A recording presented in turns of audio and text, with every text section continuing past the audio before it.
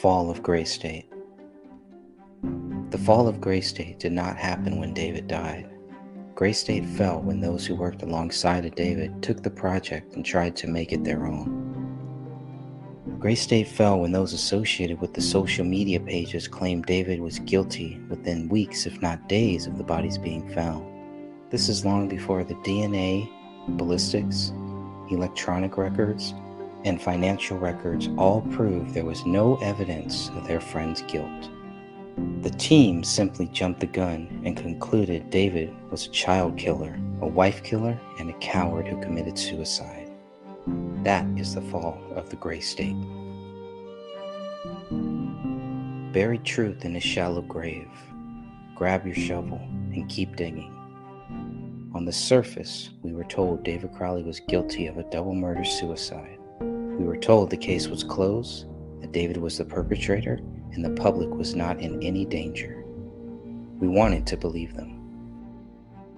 But what they told us was not the truth. The more we began to dig for the truth, the more truth we found buried under the surface.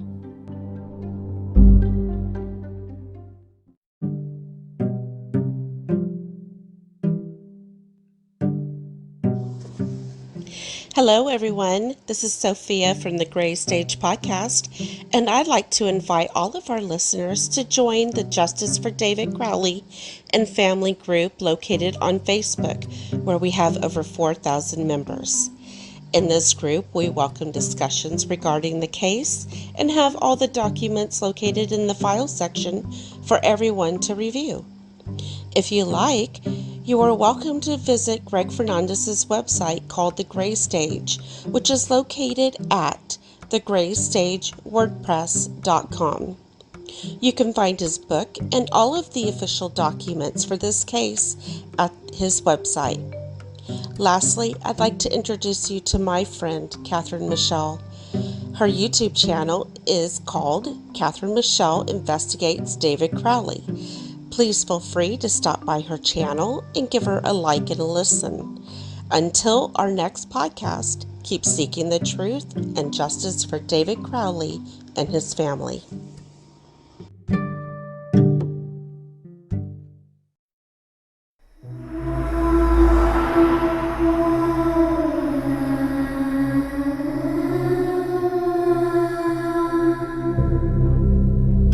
Are you interested in the paranormal? Murder mysteries, cryptocurrency, and thought-provoking interviews?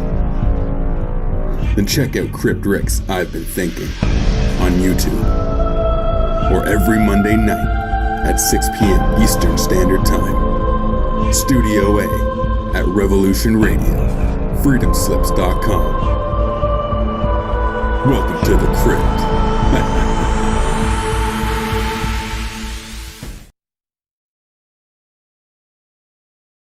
Revolution.radio and go up to the donation section. There's snail mail. Hey, it takes a while to get there, but it does get there, guys. Cryptocurrency, if that's your thing, there's Bitcoin, Bitcoin Cash, and Ethereum. And the way that I think is the simplest and the best way is through Patreon, where you can select an amount that you want to donate every month, and Patreon takes care of it.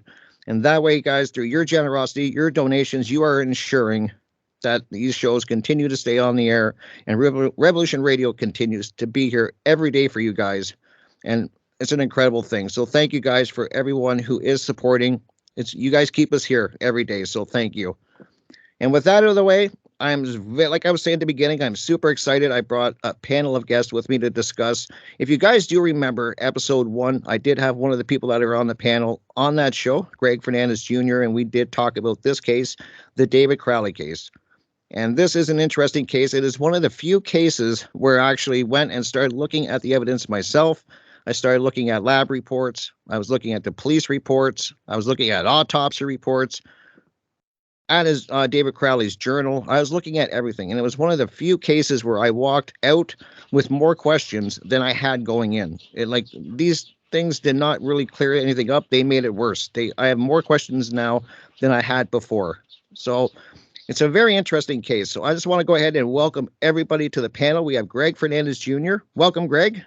Hey there, how are you? I'm doing great. Thank you for being here. We have Sophia Allen, who has been on the show before. She was on my Saturday show. So welcome, Sophia. Hi.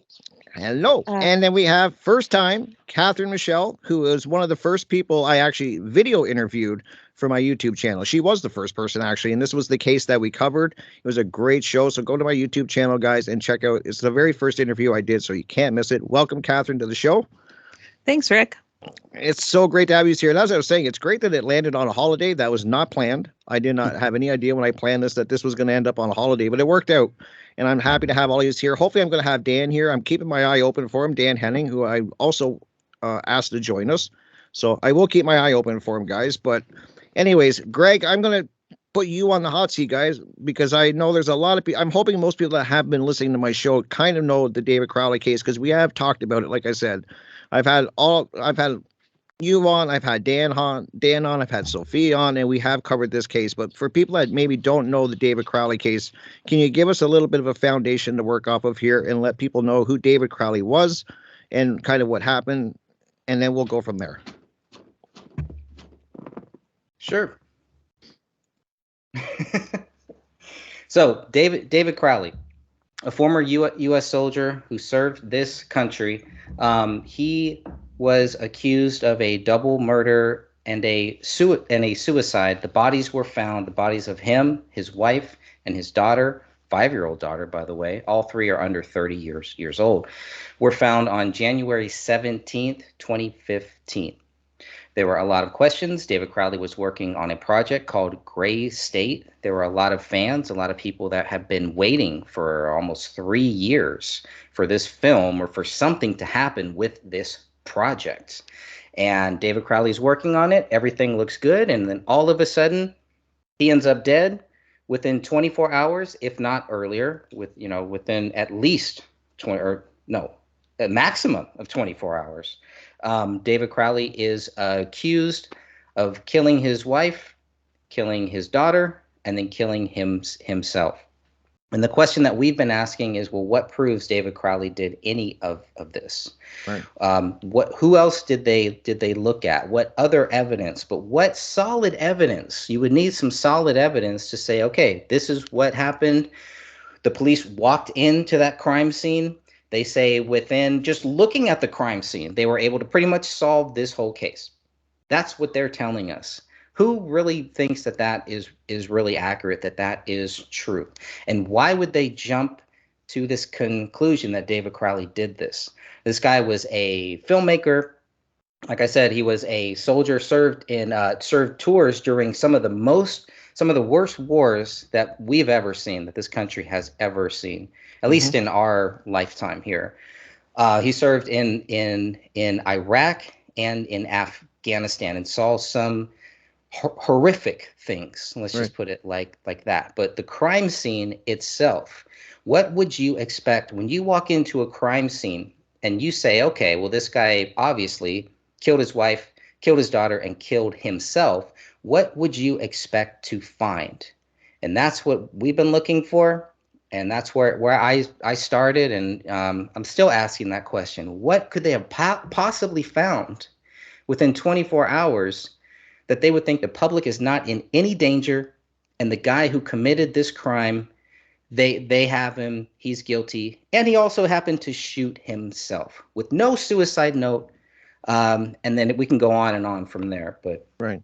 Hopefully that jumbled answer answers it. Well, no, that's perfect. It does give, like I said, I wanted to kind of lay a foundation for people who might not know this case. And then hopefully after this, it will inspire people to look into this case. And as I was saying at the beginning, it was one of the very few cases where once you start diving into the evidence, I thought it was going to clear up a lot of my questions. And now I got more than I had before I looked at it.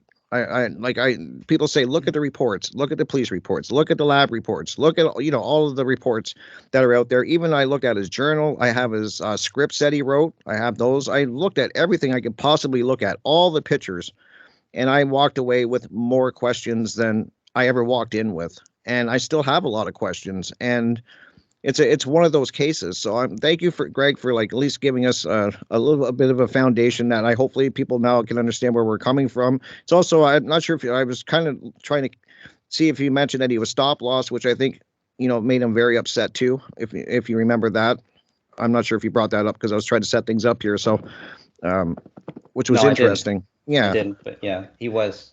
So he should have gotten out. I believe in 2008 he should have gotten out. Didn't right. get out until 2009. So I've had family that have also been stop lost in that same horrific war.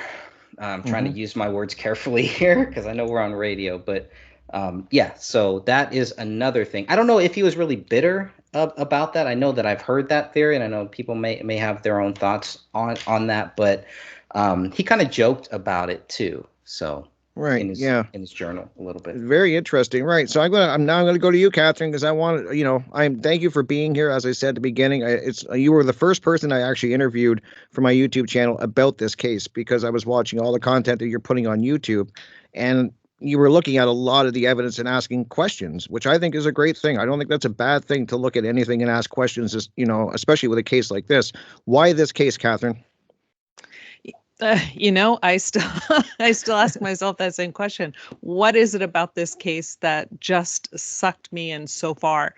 And I really think a lot of it is the fact that it is so clear to me through the evidence that was provided that this guy was a victim of murder. And instead of being touted as a victim, he is, accused of being the perpetrator.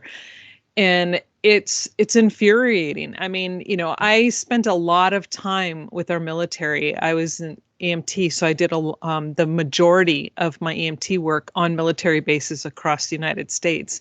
And so the military has a special place in my heart.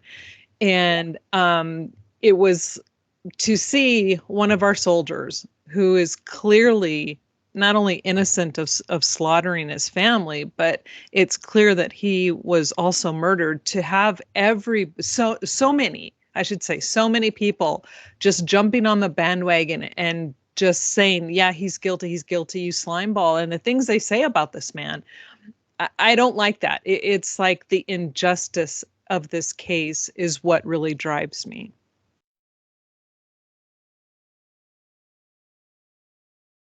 Thank you. That is awesome. Sorry, I got Dan here. So I'm trying to get Dan in here, guys. So Okay. that is awesome. Like yeah, it's one of those cases that really, when you dive into it, as I was saying, I can't say it any simpler. You do get I have more questions, and then when you start looking at the evidence, it just they keep piling up the questions, and then and I know you've really dove into this case. You've looked at everything. I mean, you're really diving in and looking at the evidence, and you're going by what is in the files. You're going by the evidence that is out there for everybody to look at. Greg makes sure that he provides that on his website, so you can go to thegraystage.com, and everything is there, guys, that you can look through it and come to the conclusion, by what you read and what you see. He makes it very simple to get all of that information to you. And so I just want to go to you now, Sophia, because I do know that you've done a lot of investigating on this case too. You've been on Greg's podcast. You've been doing work with Catherine for her YouTube channel. You guys are doing a lot of content there, looking at different aspects of this case. So I'll ask you the same question. What drew you to this case? Like, why this case? When I watched the documentary, I couldn't shake the feeling that I was lied to, that I was gaslighted into trying to believe that David Crowley was guilty of this horrific crime. And so when I started looking at the group and reading the posts that were in the group and the documents and everything, I wasn't seeing where he was guilty. I was seeing the accusations, but there was no proof of his guilt. And then the more information that I would send off and receive with the FOIA requests, thinking, okay, this is going to give me my answers now. There was just more questions. Yes, we would get a couple answers, but we would get like 100 more questions in regards to this case. And none of it pointed to David's guilt. If anything, it cleared him of this crime. And so that is why I've stuck with this case for so long. I'm still even fighting to this day to get more information. Uh, it's just all the craziness connected to this case with, Right. between the city attorney and, you Yeah. know, people fighting us over this. It's like they're so bound and determined to say that he's a horrible person, but they don't show the proof. Right. Right. Yeah. And I remember I had you on my Saturday show. That was a while ago. We were talking about that documentary that was Mhm. on Netflix, and then it was on Discovery Plus, and I found it on BitChute. I haven't found it anywhere else. It's kind of like that's the last place I found it, where it still is. So if you do want to check it out, A Gray State, guys, you can see that documentary at BitChute, and it's still there because I just looked at it recently. Definitely interesting when you look at that, and I know that Sophia, like you were saying, that's what really got you really diving into this case, was when you kind of Right. saw what they were doing there. So very cool. And I'm happy that we got Dan Hennen here. Thank you, Dan, for joining us. I'm so glad that you can make it. Um, Welcome. I've had you on the show before, but this is definitely the first time having a panel of all of you that are doing so much research into this case all here at once. It worked out perfect because of the holiday. Welcome to the show. Thank you. Thank you, Crypt Rick. This is good.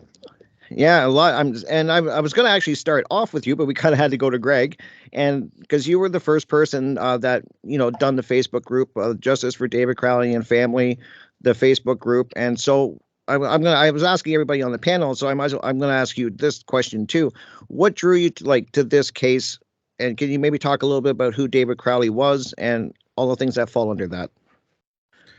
I was notified of the case from a friend of mine who sent an email link just to say, look, you may want to check into this case. It doesn't sound right. It sounds strange. And Greg and I were both working on in the Philip Marshall case, which is very similar, where a father and two teenage children each had a gunshot wound to the head along with the family dog in a reason to silence this 9/11 author in California.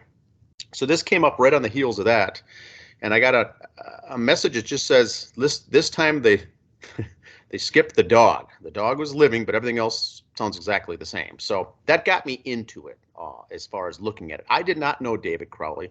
I lived in Minnesota. I still do. I was not aware of the Gray State Project. Did not know David Crowley. Was not aware of the project that he was even working on. But because I lived before where I currently live now, I lived about a 5-minute walk from the David Crowley home. Same neighborhood. I lived in Apple Valley in the same part of town that David was, probably 5 or 6 blocks away. So very, very close. And so that's what really got my interested in it. And then, found out about, the wife, the daughter, and things like that. So jumped onto the case as well. That's really all I knew about David. I was going after it more from a justice perspective because it seemed like a hit. It had all the hallmarks of a hit, an assassination to wipe someone out in a family. It was quickly covered up by the news, the press, and the police department, and everything was all kind of shut down. And so that's what raised my antenna, so to say, to look into this a little further. Very interesting. Yeah, I remember that too. I just remember when I first interviewed you. Yeah, and you really were really quick to look into this. And then when you made that comparison to the other case, and it's as you said, the dog was the only thing that they basically kept alive in this one, and who's been blamed for everything under the sun, as we know. And I hope people do look into it and start looking into this case.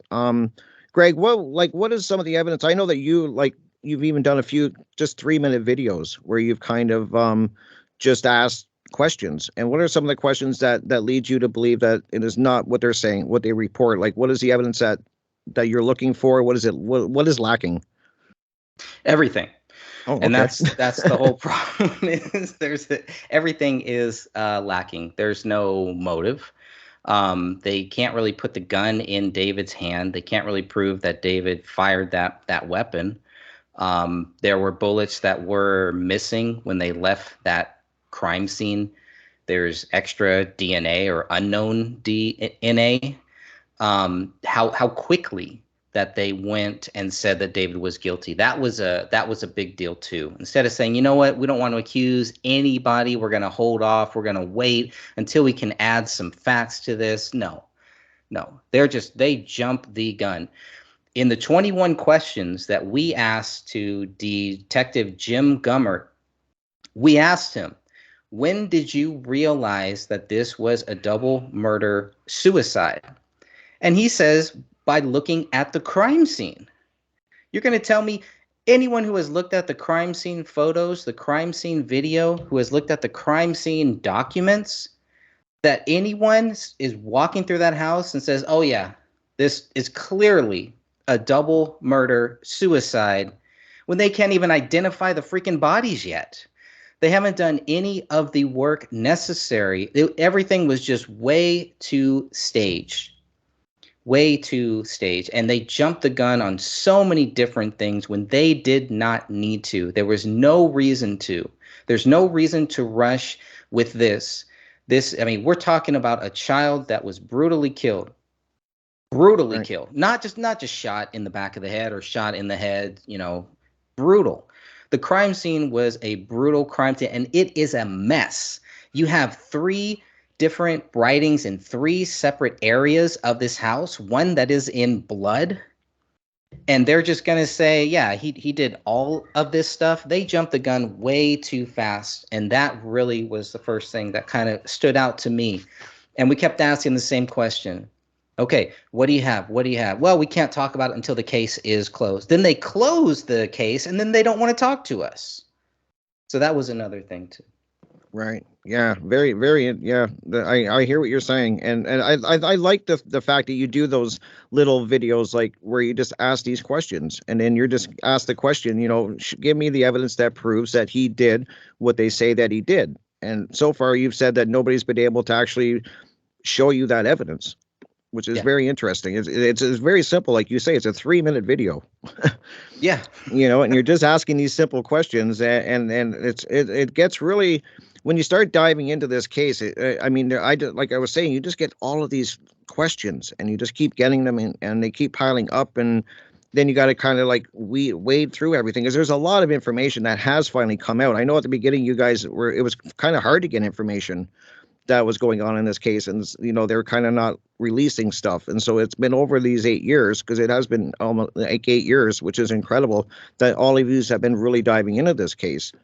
And so and now I'd like to ask you, Catherine, what is some of the evidence that you're like, what is bothering you about this case? Like, what the evidence that you're looking at is leading you to believe that it didn't happen the way they say it did?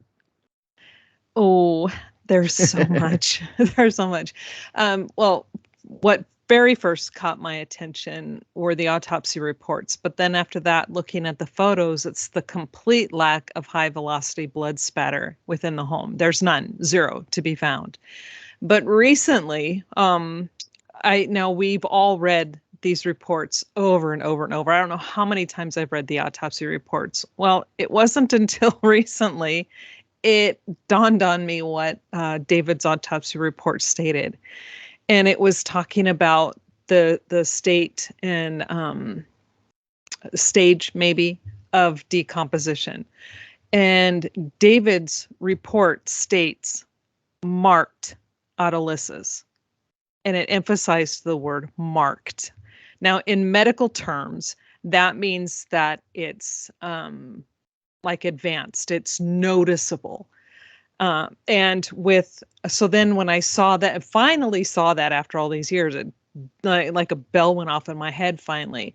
And then I'm like, okay, well, let me go look at Kamel's and Ranya's, and both of their reports just state autolysis. The same medical examiner did Kamel's, who did Kamel and David. So when they wrote marked autolysis on David's, they knew when they wrote that David's decomp is more advanced than Kamel's.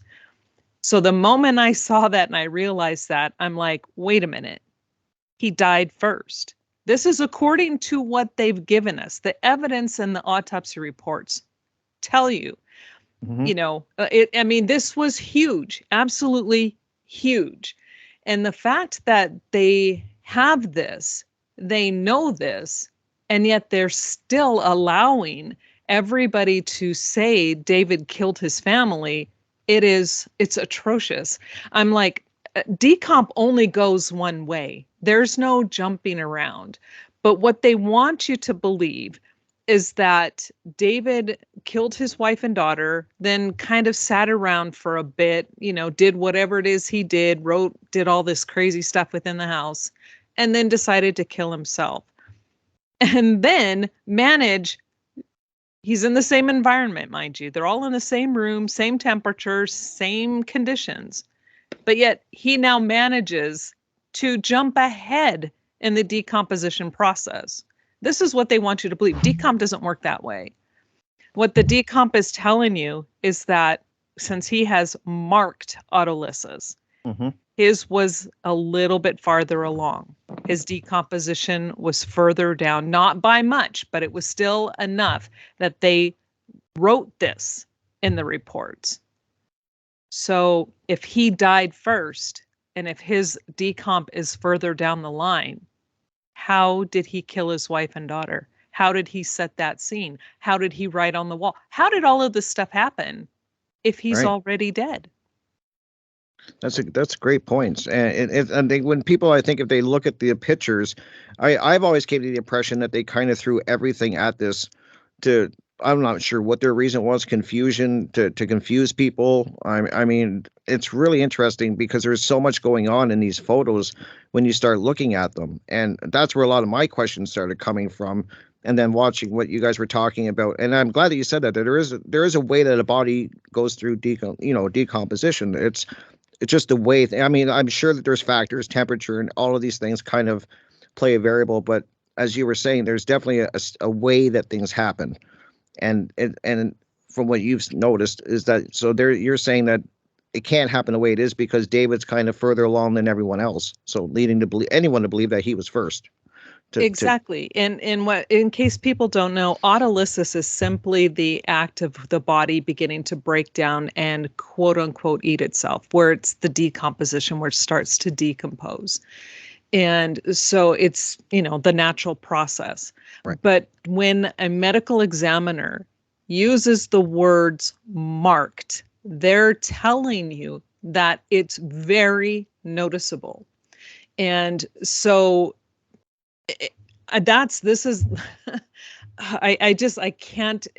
cannot emphasize enough how huge this is, and the fact that this is written in the reports, and the fact that and then the ME, the same ME who wrote this up, puts on the reports that it was murder-suicide.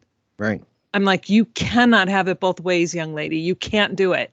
You just stated that he has marked autolysis.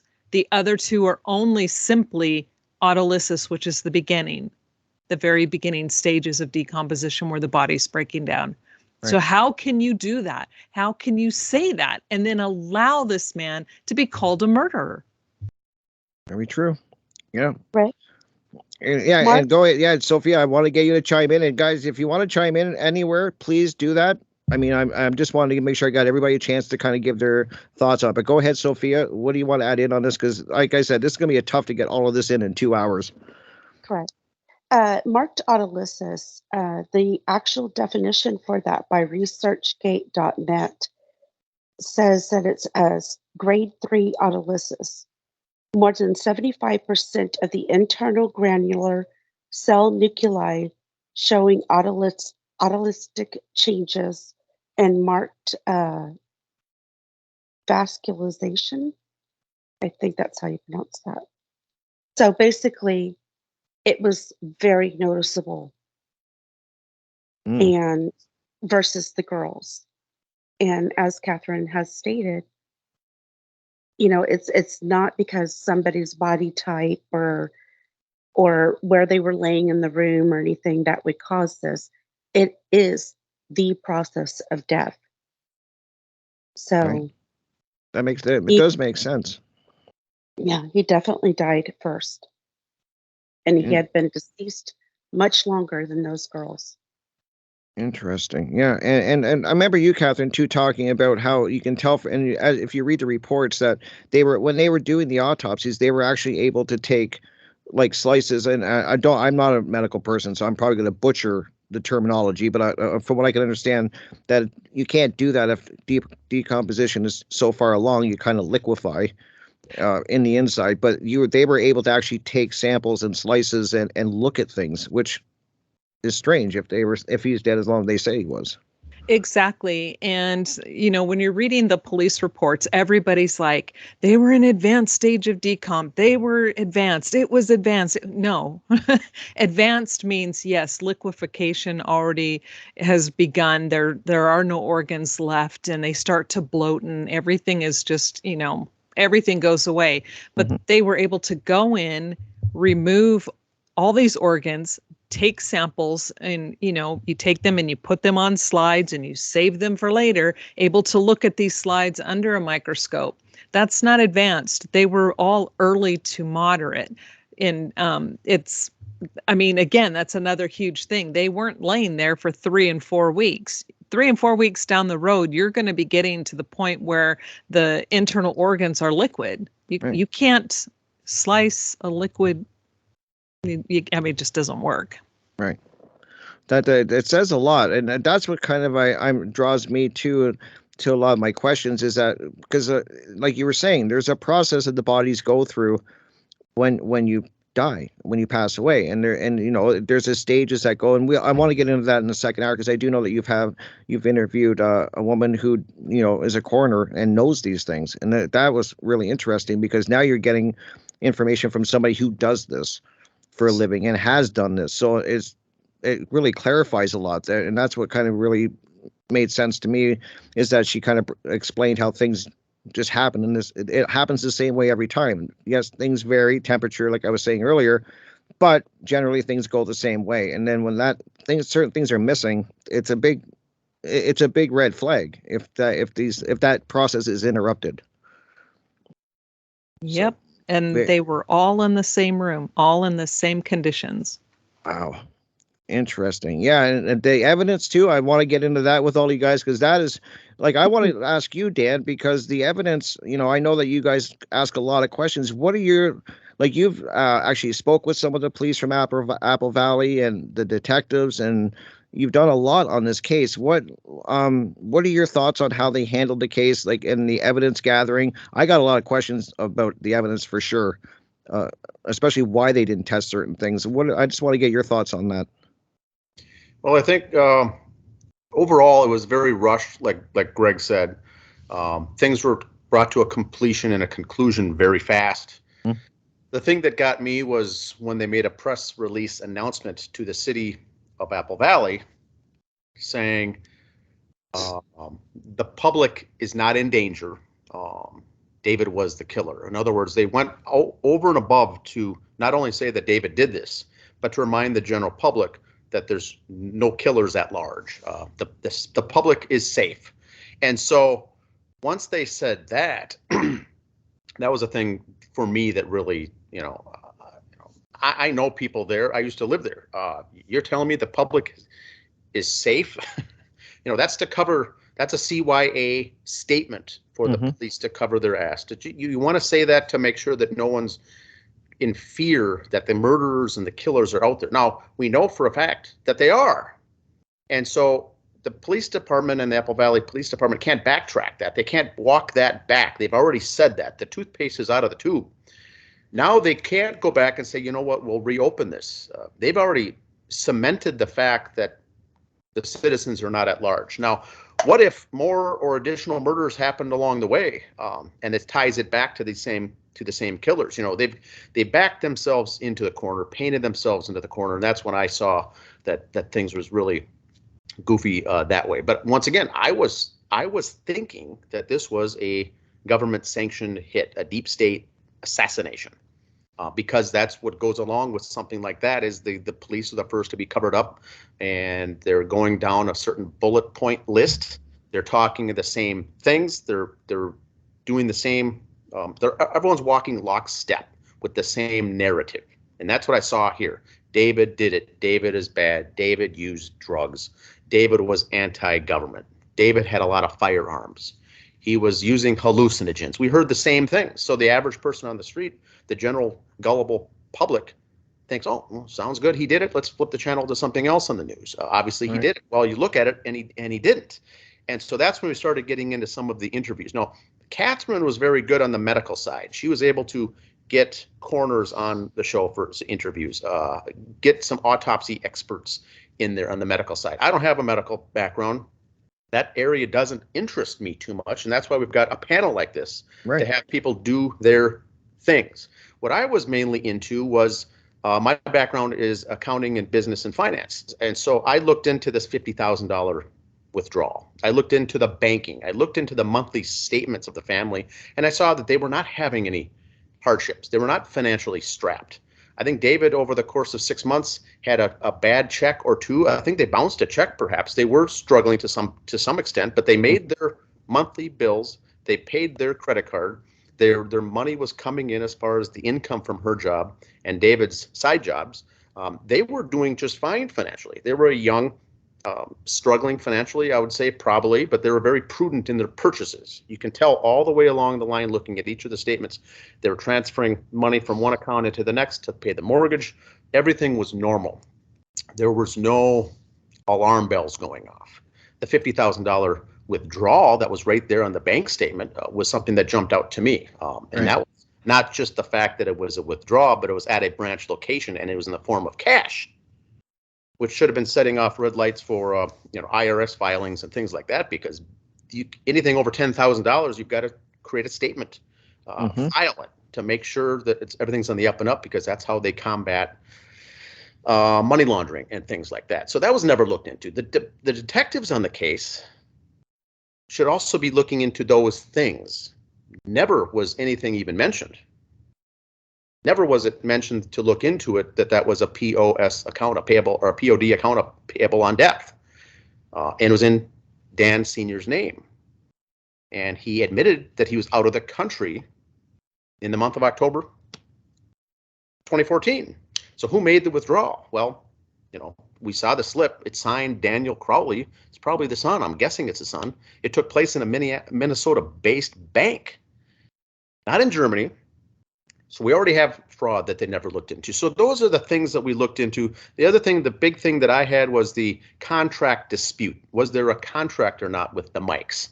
Michael Entertainment Group, or MEG, the two owners there was two guys by the name of Mike Biggio and Mike McDonald, I think, are the names. They were the two owners. Mm-hmm. Everyone said there was no contract. There's no $30 million deal. There was no deal. There was no contract. There was nothing. All of it fell apart. Well, what's the best way to get to the source is to contact the Mikes. Everyone's saying nothing happened. Even the father, David Crowley's own father, said there was no deal. He had to walk away from it. It all fell through. He was facing financial hardship. Well, that struck me as odd, because none of that seemed true. And the more I started looking at David Crowley's father, everything he said in text, his phone calls and texts and things, were lies. They didn't make up. Nothing was supported by facts. So I reached out to Mike Biggio, the president of MEG. Did an interview with him on the record. Says, did you have a contract? Yes, we had a contract. Did you ever call and back out? No. Did you ever tell him he was fired? Did you cancel him? Did you say you're out? No. So I said, was it an active verbal contract that you were pushing along? Yes. So we had a contract. So now we're dealing with facts, and for shows like this, and the Justice page that we have on Facebook is living in facts, things that we can prove, things that we can have on paper, like Catherine mentioned, with the marked, the keyword marked. That's a fact. It's not someone's opinion. That's a fact. He's more advanced decomp than the daughter and the wife. That's a fact. Well, people don't like it. They don't agree with it. But that's what it is. People say there was no contract, there was no money, there was no $30 million. Well, there was a deal. There was a contract. David did not have $30 million checks sitting in his office somewhere waiting to cash. No, that was not the deal, that he was going to get $30 million. The script was worth $30 million. to move it forward into a web-based series, a Netflix series, an actual movie, an actual full-length feature film. And then that would be the budget that they would use to pay the actors, and all that would go out the window and out the door to pay to get all this put together. That's what we heard from the Gray State guys to discredit the contract, as they said David didn't have 30 million. They never cut him a check for 30 million. We said, once again, we never said that. We never said he had the money. He had a contract. The contract value was $30 million. That's how much the studio wanted to produce it. So it's going on things like that, getting an interview, putting it online, and posting it with Michael Biggio, and saying, "Here you go, look at it." We're not car salesmen here running a justice page to try to get people to think what we think. We're just saying, here it is. You have questions about Mike Biggio? Here's the answer. You have questions about the autopsy and the body's decomp? Here's the answer. In fact, we'll bring in an autopsy, and we'll bring in a mortician. We'll bring in a coroner. We brought in all these people. Everything that we're talking about here tonight on the show, people have been on an episode, an interview, a show, Skype, YouTube, talking about these things. Right. So we've done all the homework. All the legwork's already been done. We already know essentially what happened. So we keep doing these shows and things like this to get, it's 8 years out. Sooner or later, someone's going to stumble, someone's going to crumble, someone's going to crack, someone's going to say something. That's what happens in a case like this. They can't keep their mouth shut for this long a time.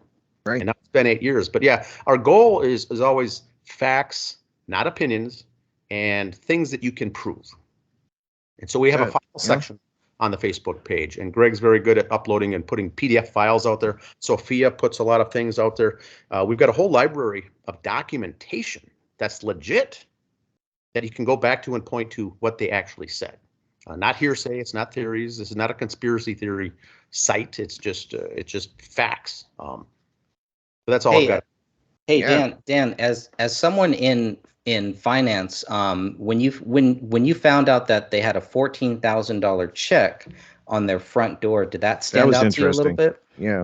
Yeah, that was around Christmas time at the end of the year, and the father sent a check for $14,000.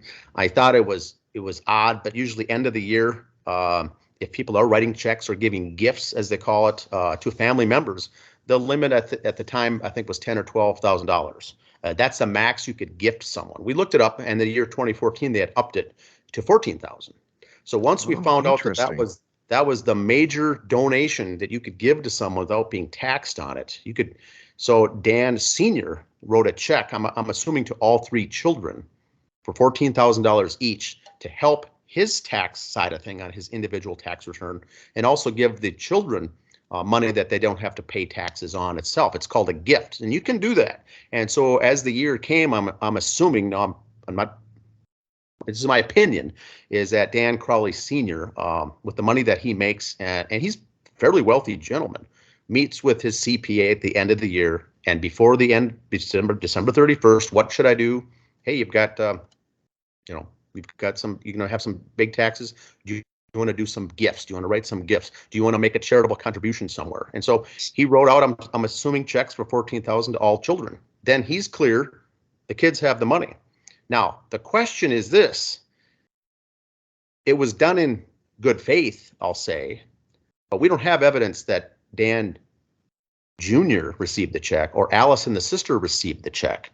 And if Dan Sr., the father, which we're leaning towards, already potentially knew about the deaths, he stuck that in the mail to make him look like a good guy, because the officers would find that and say, "Whoa, what a loving dad. He gave his son a $14,000 check." He knew it would never be cashed. It never cleared the bank. It never cleared. No one ever cashed it. Right. So there's speculation out there that Dan Sr. cut the check knowing that he's got to put himself in a favorable light with detectives. What better way than to do a check to show what a loving, generous father he is, just in time for the year end to help his son-in-law, his son and his daughter-in-law and his family make some extra money. They weren't even on talking terms, I don't believe. Now, if you listen to his interviews and his so-called texts that he says to police, he's asking to come over and do this and do that, and let's go to Thanksgiving, let's go to the zoo, let's go to Christmas, let's go up north camping, all these fun things that we haven't had any support to tie any of those claims out. So I'm still open to the fact that he wrote that on purpose to cover his tracks to make it look like the good, generous father. But that's speculation on my point. But that is the maximum gift donation the IRS allows each year, each calendar year for a family member as a gift. And it's Without kind of with any penalty. And it's kind of strange that he didn't mail it. He left it, or his son, David's brother, left it in a paper bag. That's weird. Outside of of their house. Okay, so here's how it went down. And because there is some confusion on this as well, David and Rania and Kamel did Christmas, by themselves and elsewhere. The week or two before, Dan Sr. had the other kids over, either all together for Christmas or one at a time. Allison and her girlfriend, I'm sure, did Christmas with them. And Dan Jr. did Christmas down in Owatonna. It's about 45 minutes south of the Apple Valley house. It's kind of a big house there that Dan Sr. lives in, and the wife did too before they got divorced. So they probably had a Christmas event there. Hey, Dan, while you're driving back up north to the Twin Cities, here's all the gifts. I don't want to mail out 5 or 6 gifts. Here's a bag, drop them off on the front steps, or drop them off, give them to David. There's probably a gift for Rania, a gift for Kamel, a gift for David. We know all this because that's what the gifts were. And he probably said, here's my assumption once again, instead of dropping this in the mail for 48 cents stamp, here, drop it in the bag and give it to him. I don't want to mail it. Just hand it over to him. So that's why it was found on the front steps. It had not been mailed, correct. I think I may have said that earlier, but it was in the bag, which means it was not mailed. So that's where the gifts were. Allison, the daughter, was living in, I think, Wisconsin, another state, all the way home. Now, Dan Jr. lives in Minneapolis, St. Paul area, which is on the way. He would have been driving 45 miles north to David's house and would have been right on the way to drop it off, and then would have gone home. So that would have been something that's very common in my family over the years. When I have something from my parents to drop off from my brothers, one of us is usually on the way. My mom will hand me a bag of things and say, here, drop these off next time you're driving past. That's and maybe that's a Minnesota thing. I don't know. But it's very common to drop off things. I don't want to mail it. I don't want to FedEx it. Next time you see him, drop it off. And so I think the assumption was, everything being in a perfect world, of course, is Dan, go to the house on the way there, drop them off, open them, sit around the living room together and open the gifts all at the same time, having a big fun thing. Well, what we know is that Dan Jr. did not drop him off on the way home. He went home. Then he sat and twiddled his thumbs a couple of days, didn't know what to do, and then drove down to deliver him. And then, I don't want to do this, so he turned around, went home. And this, is everyone familiar with this tale here? Yes, I am. Remember, he made an attempt to drop it off. And then he turned around, and another day he came back and sat down and says, you know what, I'll drop it off on this day. And he dropped him off. And then he says, I'm not going to knock on the door or ring the doorbell. I'm just going to leave it out front because I don't want to bother the family. I'll leave it on the front stoop. Well, that's very odd. Yeah. Because we know that they were already on bad terms. They weren't even talking to each other. So the fact that he didn't drop it off the first time is pretty noticeable. I would have mentioned that if I was a detective. I would have looked into that. Why didn't you drop it off? Now you're back down to Apple Valley, another 15 miles out of your way to drop it off when you could have just done it the first time. And then he stops and reconsiders, and I don't want to do it. I don't feel comfortable, so I'll go back home. A few days later. Then he changes his mind and says, well, you know what? I am going to make the trip down there, 15 miles again, drop it off, but I don't want to confront anybody. He didn't use that word. He says, I didn't want to bother the family. So I just left them on the front stoop. So that's how the whole bag of gifts were set on the front stoops the whole time. Dan was acting very strange on this whole thing. We know from our investigation that they were not on talking terms. That's why he didn't want to confront. He did not want to have a confrontation.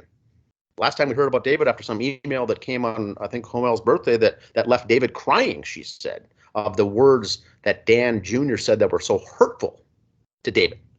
So they weren't even close to being on speaking terms. And so that's why I think that's why Dan wanted to make himself out to be the good guy too, hey, I'm going to drive over, drop off the gifts for the kids because I'm the great uncle here. I'm the great brother. No, they were on very bad, nasty terms.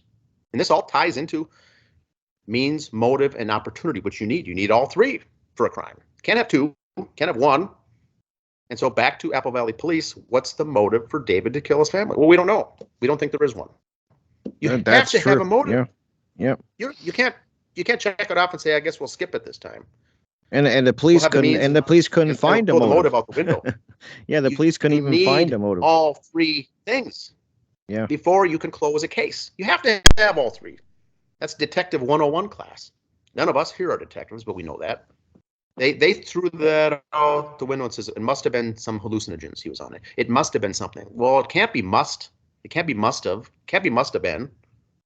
In a criminal case, you have to say, here's the evidence. Here's the motive. Here's the opportunity. Here's the means. Those three. Very, very simple. And James Gummert knows that. Chief Rights Geigel knows that. I mean, these guys know that you need three things. To go. It's very interesting. It's very interesting that they never. So that's found a motive. They just can't. They can't. And they came out and said we don't have a motive. We don't think there is one. They don't have one. And then that's why I want to ask you about PTSD.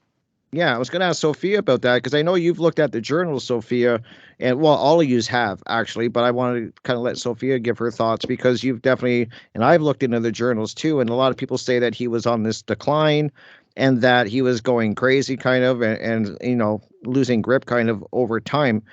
What are your thoughts? Because you've looked into these journals, and I just want to get actually anybody's thoughts on this one, what the journals reveal to you, Sophia. The journals actually reveal a lot more than what I had expected. Me too. I was expecting the official narrative. I was expecting it to jive with that.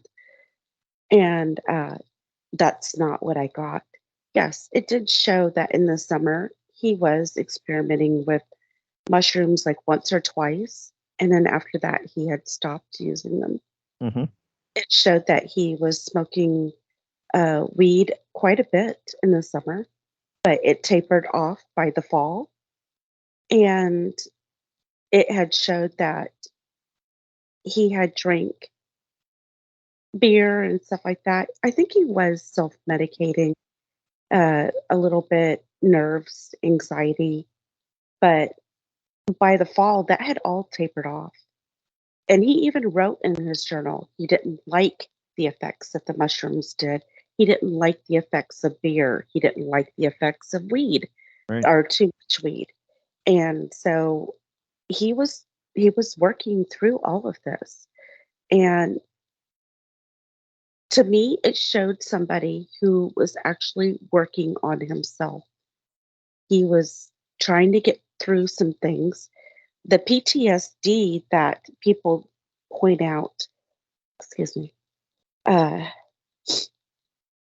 is mainly from his stop loss in the military. Mm-hmm. And he discusses that and goes through it. He also discusses how he was unhappy with how his family was around him and his family. And, it's a very interesting document to go through. And it does prove that David was actually working on his scripts, and he had other projects that he was working on also, that he was active, he was doing things.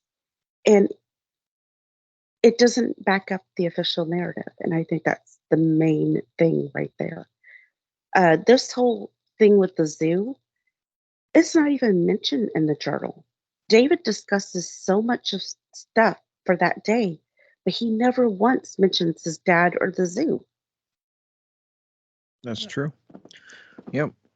The journal was really interesting to me because it gives you and what the problem with the journal is that you're looking at little clips like little slides of somebody's life, so you can't you can only get so much information from it. And a lot of people say he said some horrible things about his daughter in his journal, and that is true. I mean, he said a few nasty things, but I mean, he would also, if you keep reading, he was actually really aware of that and working through that. He was just, putting his feelings down at the time and probably, never expecting it to ever get out in public like it is now. These were very personal thoughts.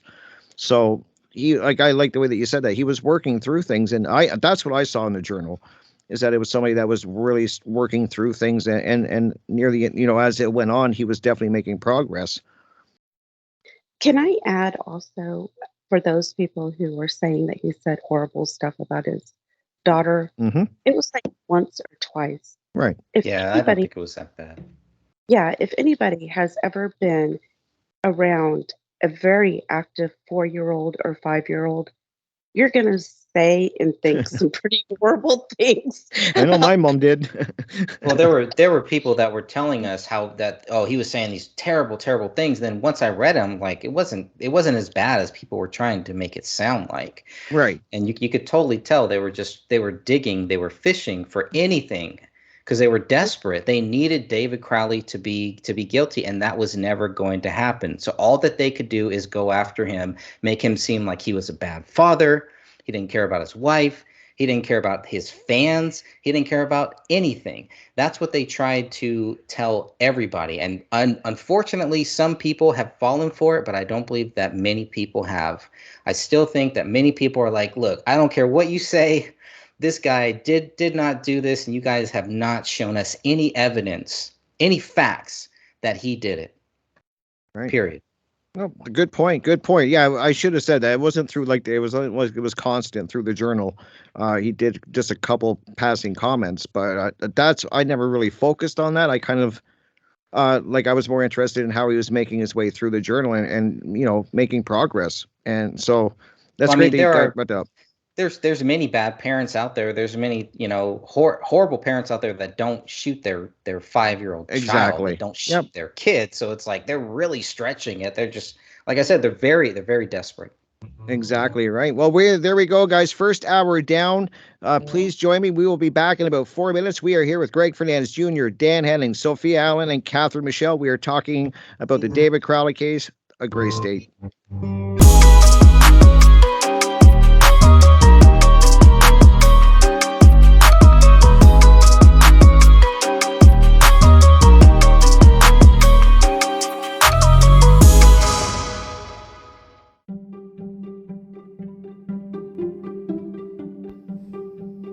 Hello, everyone. This is Sophia from the Gray Stage podcast, and I'd like to invite all of our listeners to join the Justice for David Crowley and Family group located on Facebook, where we have almost 4,000 members.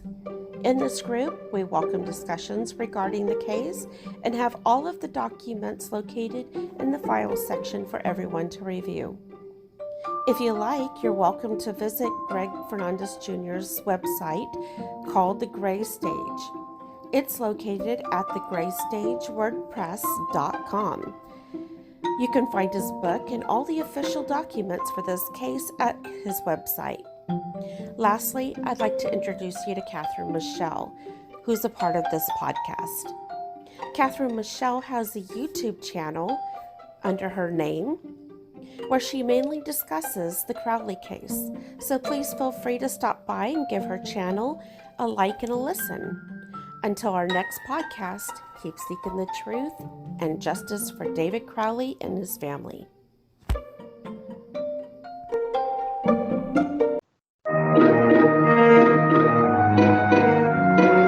The original machine had a base plate of prefamulated amulite, surmounted by a malleable logarithmic casing, in such a way that the two spurving bearings were in a direct line with a panometric fan.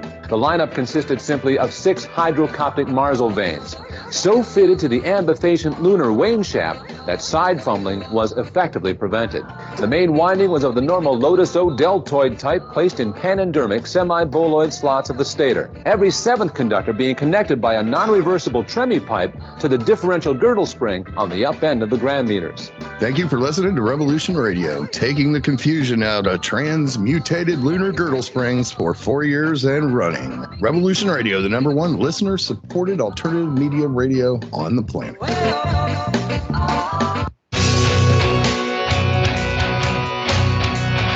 All right. Thanks for listening while we take that short break here at Revolution Radio, freedomslips.com. And now we're going to get back to your host.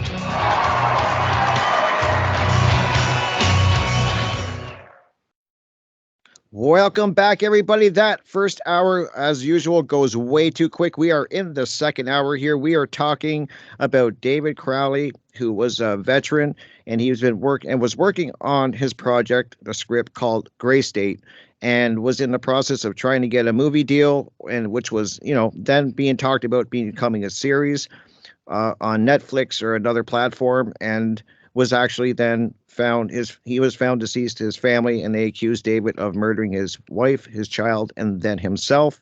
And I have a panel of amazing guests on here this evening who've been looking into this evidence and this case for 8 years and really diving in and looking deep into the evidence and have a lot of questions. So like I said, welcome back to everybody on the panel. I mean, it's so much to cover, and there's so many moving pieces here that it's hard to cover it all. So I really hope at the end of this, I'll make sure Greg lets everyone know where they can find all the documents so you guys can start looking into this case. There's all of my guests have videos on YouTube and other platforms. If this is something that you want to look into, I want to make sure people can find the information as quickly as possible, dive into it.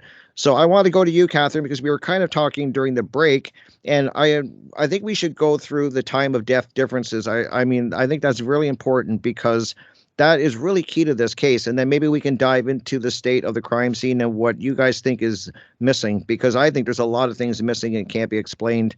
So, Catherine, go ahead and let's cover the time of death differences. Yeah, and Dan's the one who brought this up, and he's right. We really should. We need to reiterate just how important this is, because Right. the narrative states that David killed his wife and daughter, and then depending on whose story you're going to follow, it was anywhere from a few hours to possibly the next day is when he, quote unquote, decided to kill himself. Mm-hmm. Now, but when we're looking at the autopsy reports, and the autopsy reports state that David had marked otoliths and Kamel and Rania had otoliths, big, huge difference there. And we're talking a time frame worth of difference. It could have been up to a day or so later, because his is just it's advanced, not hugely advanced, but it is advanced in past the point where Kamel and Rania were. Now, they were still all in early to moderate decomposition, so they were probably only there when I interviewed and talked to a medical examiner when he saw the photos. And in all fairness, I just had printed out a copy on photocopy paper. It was not an actual photograph, so it was really bad. But he read the reports, and then he also looked at the photo, and he said that his best guess that those bodies were there anywhere from 4 to 7 days, 10 days at most. So Dan and I were chatting back and forth. So he's like, okay, so probably Rania and Kamel right around the 4 to 7 days mark, and then David somewhere on the 9 to 10. And in my best guess estimate, yes, that's exactly how I would look at it. David was probably dead a day or two longer than the girls were. And I mean, that is so huge. I mean, the fact that it is written in the medical examiner, in the autopsy reports, I mean, I don't know what else it is that these police officers were looking for. And were they looking for an easy out, or were they doing what Dan was saying at the very beginning? Are they just trying to shove everything and close everything down and have a nice, neat, what they thought was a nice, neat little bow? But when you start looking at the crime scene, and it's his blood, David's blood and Rania's blood is missing from the entire crime scene. Right. So you have gunshot wounds to the head, but yet their blood and their brain matter, and not to be rude, crude, and offensive, but this is a fact. You don't have their blood or their brain matter anywhere in that house. Kamel was shot twice in the head that they have evidence of 2 entrance or exit wounds, but there are 3 bullets with her blood and DNA. And yet there's no high velocity, 0 high velocity blood spatter, 4 gunshot wounds to 3 heads, and no high velocity blood spatter. That's big. It's huge. It's beyond huge. So we have David's blood is missing, Ranya's blood is missing, but yet their bodies are in the house. We have David, whose autopsy states that it is marked. And again, I'm stressing that because in the medical field, when you put that down, you were stressing a difference. She is showing a difference between the bodies. And it's like you have all of this, and you don't have a bullet that killed David. And it's like Rania. I think I first learned about it. I believe it was from Dan one time in one of his videos when he was doing videos at the beginning, where he was talking about Ranya's arm is completely It was taken from the socket. Yep. That takes a lot of strength. That's not something a dog is going to be able to do with just 4 to 7 days worth of decomposition. Right. That everything is still really tight. Those ligaments and everything, they're a strong, fibrous. You can't just pop it out. Mm-hmm. And then to have a fractured rib as well. I was going to ask that. Yep.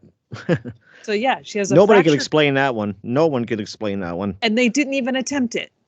Right. And that, to me, I find shocking from the medical examiners. You have 3 medical examiners and or pathologists who were looking at Ranya's. All 3 of them signed her autopsy report, and not one of them questioned that.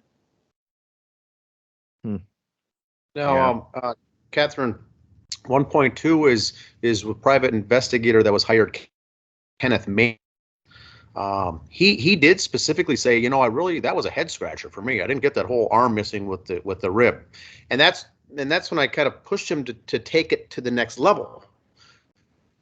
Well, what's the next steps as an investigator that you do? Well, I just thought it was strange. I mean, that's you can't have that. It's not an acceptable answer. Now, the police detectives as well, that's not acceptable. The arm is missing, the broken rib. What happened? Well, we don't know. We just thought it was strange, or the dog did it all. Well, that's not you doing your job. Those are huge things. Now, what you said earlier with the day's comp, what I want to get at for the general public is that the crime scene is multiple days. These are different murders on different days, and we don't even know where the secondary crime scene is. It's not the living room. Correct. It's not the main crime scene. It's a scene. But Kenneth Maines also did not know the difference between medium blood spatter, medium velocity, and high velocity. I made sure he understood it. A gunshot, a .40 caliber Springfield handgun, is a gunshot. That's high velocity, not medium, not even close to medium.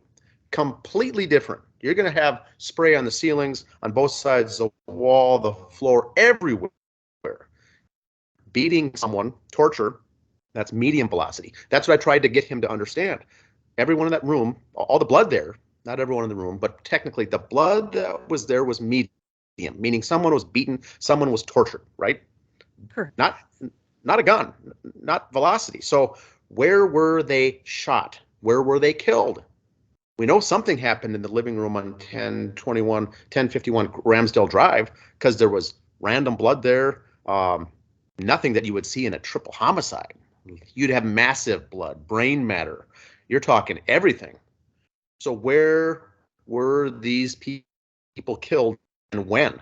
Was it in the house? Was it in the basement? Was people coming out and in? It's, I think, we've been asking the whole time for 8 years. The rear slider left ajar. Were the killers coming and re-entering into that house? I don't know. I don't think they would have gone through the back door. I think they would have come in and out of the garage without anyone even knowing it. I can't believe neighbors would have seen other cars in the driveway. So if they had David in his car and had access to his car and had the family, held hostage, so to say, we don't think there was multiple activity from killers coming in and out of that house. Right. But they were either there multiple days or there on multiple instances on separate days. We already know David didn't do this. So when did the killers come and go? When did they drag the bodies? When did they bring the bodies in? Where were they killed is questions that we've been asking for 8 years. They weren't killed in the living room. That's where the bodies resulted. That's where they were found laying. And there was a bunch of blood there. And they were killed on different dates. These are not hours away. These are days before David was killed, laying there. Maybe he was in the basement for all this time, and before they left, dropped him off upstairs, and then they took off. Yeah, that's the questions that we're asking. Yep, and possibly in a different location. And like you stated, the back door was ajar. And when you're reading the reports and when they're interviewing neighbors and stuff, people did see the back door in different stages of being open and or closed. So we don't know. Is that the method by which they were coming in and out? We don't know. And like you stated, the living room only has medium velocity and low and or passive blood drops. Yeah. That's it. There is zero. Now, when I interviewed Sarah, she works in the mortuary field and has her entire life. So she is very well aware. She goes to death scenes. She picks up bodies. They embalm people. She's fully aware of how a body reacts and what it looks like. And she actually shared with me, a photo of someone else that she was in, a patient, or I don't know what you want to call it, client, a person that she had to go and pick up. And this person suffered a gunshot wound to their head with a .40 cal with a very similar gun to what David had. And the damage that bullet did there, and this was her thing too. Everybody who knows anything about blood spatter, right away, you're like, where's the high velocity? Where's the brain matter? Where are the bone fragments, the small bone fragments that should be everywhere? And she's saying the same thing. She goes, here's what this looks like. She goes, I don't see this at the crime scene. And I go, no, you don't. It's nowhere. But yet we have passive blood drops in the kitchen, which generally means that comes from the perpetrator. Not, maybe not 100% of the time, but it generally will mean that the person probably injured themselves. So those passive drops, as they're leading like toward the sink, you have it on the floor, on the dishwasher because it was left open, and then the sink is not too far from there. But yet none of this, not one of these instances, caught the attention of the police officers. That's so true. And that's the thing too, Catherine, and that really gets me is the stuff that wasn't tested even. Like, I mean, we've talked about, I hope people do look into the photos and that, because then they'll kind of get in a picture of what we're talking about. But the big blood stain on the recliner, that, it's a fair amount of blood. Yep. That was never tested. And there was a lot of things that's just always bothered me about the case. And there's a few things that you guys know bother me about the case. The things that were not tested and the bullet found in, which I want you guys to comment on, and any of you can join in. Sophia, Greg, please feel free to join in as well, because that bullet that was found in the attic a month later, that is, and then nobody noticed the bullet hole in the ceiling at first. That's always bothered me. And then also the missing body parts, the hands that were missing, and then the heads were eaten, which they blame the dog Paleo, which he gets blamed for everything. And another thing that's always bothered me too about the case is that if Paleo was there, as long as they said he was around these bodies, my brain tells me that there would be feet print of this dog everywhere through the house. If he's walking and he's feeding on these bodies, that's what they're saying a lot of this damage was from. You would think that there'd be blood all over the couch from his paws. It'd be all over the floor. It'd be everywhere. I know when my cat gets out and he steps in the mud, he runs through my house. I got cat feet print everywhere. And there's none. I don't see any dog prints anywhere unless I'm missing something. Correct me if I'm wrong, but I don't see any. No, not at all. And another thing, when they first walk in and they're describing how Kamel is lying on the floor, she's face down. Her left arm is under her body. Her right arm is above her head, but her head is covered by a blanket. Mm-hmm. So they didn't even know that she was missing her head and her hands just when they first walked in. Now, it was clear that Rania was missing her arm, and it was clear that David was missing a hand and most of his face. Yep. But with Kamel, she's covered. She's face down and covered. And yet they want us to believe that the dog got under her body, ate her hand, got under the blanket and ate her face and her other hand, but then nothing else. Now, all of these parts of the bodies that are missing, hands and face, these are all identifiers. anything that could identify these bodies has been taken away. And briefly, now we all know that item number 57, the bullet in the ceiling, does That not have bothers me. David's Yeah. blood, hair, brain. It has nothing. In fact, they were only able to find a small, minute amount of DNA. And I would really like Sophia to expand on that, because she did a lot of research in understanding how they do this testing, because Yeah. this is also very That is important. And just to, before you go on, Sophia, I just want to let people know, and I've said this, I know a friend of mine who, he's a gunsmith. This is what he does. He works with bullets. He works with guns, owns tons of them. And I asked him about this bullet in the attic. And I said, this was the one that apparently, this is the kill shot that killed David. This is the main bullet that they found in the attic a month later with no hair on it, no blood, no brain tissue, nothing. And he said, impossible. It not with that type of ammo. That no. He's just like, and then he was also commenting on the blood, like, where's this blood splatter? He was like, there's nothing there. So I just wanted to bring that up, that I do have a friend that's a gunsmith, and he was shocked that he's like, it's impossible that the bullet would be that clean if it went Yes. through somebody's skull. And And they were that's hollow points. hollow That's points, what people yeah. need to know. Hollow points. And those would fold back. They mushroom and they fold back and they grab whatever. That's what they're designed to do. Yes, exactly. And every other bullet, the three that they have with Kamel, all three of those have hair wound in them. You see tissue. You see all that. But on the bullet that has Ranya's DNA and so-called David's DNA, they are clean as a whistle. Impossible. Yeah. But yeah, Sophia, please explain Go ahead, how Sophia. that works. Well, first of all, I'd like to also point out the area on the living room floor, which has an area rug in that corner where she's laying. It's extremely clean. So even if the dog had been eating her hand and her head and stuff like that, there would have been seepage from her body, but there's nothing there. You would have never known a body was right there, especially the head. So that's another red flag. And for that carpet, there's hardly any blood on that carpet. It's all on the wood floor, surrounding the carpet, on the walls, and on that recliner. But there is hardly anything on that carpet. Can I jump in here real quick before you Sure. you explain something? And for those who are just listening, what's important here is when Sophia and I were going through and we were measuring these blood drops and we were checking everything in, and then Sophia's like, she goes, look at this one particular photo and, take a good look at this and tell me, what I need to do. We were going back and forth.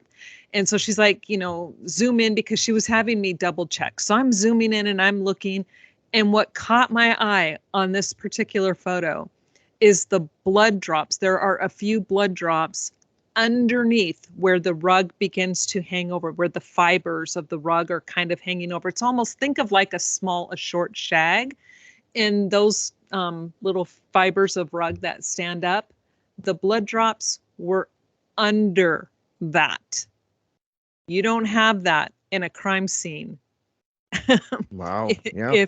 Yes. And so when you start looking at everything real closely, it all begins to completely unravel, the blood underneath the rug. Now, again, I'm sorry to interrupt, but Sophia, what she found is amazing.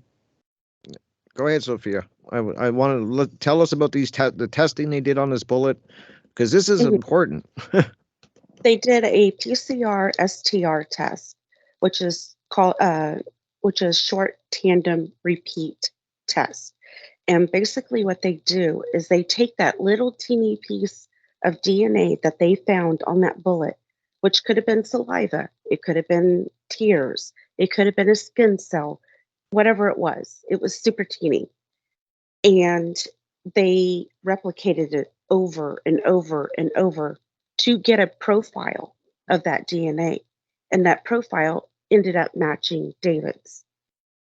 But the fact that they had to replicate it so much proves that it's not blood. That it had to have been something else, like skin or saliva or something. Who knows? The DNA test won't tell you that, but that's what they did. And they also did that for Ranya's bullet too. They had to do the PCR STR test, and that was replicating it over and over and over thousands of times just to get enough of a profile to match the DNA. So, I mean, it's crazy. Yeah, Yeah. I and the mean, bullet that was associated with Rania was the one that when they were rolling up that living room rug, it rolled out and then hit the wood floor. Now it's clean. You can't see any blood. You can't see any hair. But like Sophia was explaining, when they swabbed it and they ran the test, that's how they were able to find the DNA. Now, a good attorney, I would even think a mediocre attorney would be able to go, that DNA came from, it must have rolled where Ranya's body was lying on the floor. That's about how minute it was. Imagine a spent cartridge, a spent bullet, I'm sorry, rolling, coming across and coming into contact and then picking up DNA as it's rolling out. That's about what it was. Not saying 100% because we weren't there, but there's a scenario that would be easily argued. Yeah, definitely. Well, I get Greg. I haven't heard from you in a few minutes here, and I want to get your thoughts. Like they were very quick to rule this case, as we've been discussing, even in the first hour, very quickly that this was a murder suicide. And how are they doing this when they didn't even have how many bullets did they walk out of that house with? That within the first 24 hours. I mean, if they're finding bullets days later, they're finding one in the attic a month later. This isn't adding up. Yeah, they're left with four spent rounds and one unspent round, which doesn't get enough credit either. There was there was a round that was found in the same carpet. So I mean, in the same carpet, how do you have a bullet fragment or a bullet, a spent round that rolls out 2 days later? What type of a scenario would you need that, this just they happen to find it once they start rolling a carpet up? If you've ever rolled a carpet up, it's not a easy scenario to really think about, but so that's, that was one of the big major things that kind of stuck out to me on that. For sure. The fact that they ruled it that quickly, or were definitely leaning in that direction very heavily, and they didn't even have all the evidence. Like they didn't have all the bullets, or they walked out of there and they were very confident. It sounds like in their claims. And yeah, it sounded like they thought everybody was shot once. That was it. So you got three shots. Okay, so we found 4 bullets. And we're basically done, right?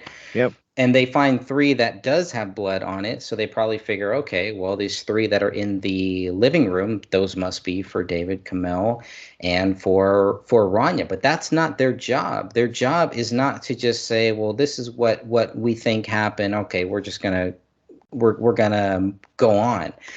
The other problem is that when you have 2 other crime scenes here, so then you have the crime scene on January 19th, and you have the crime scene on February 18th here.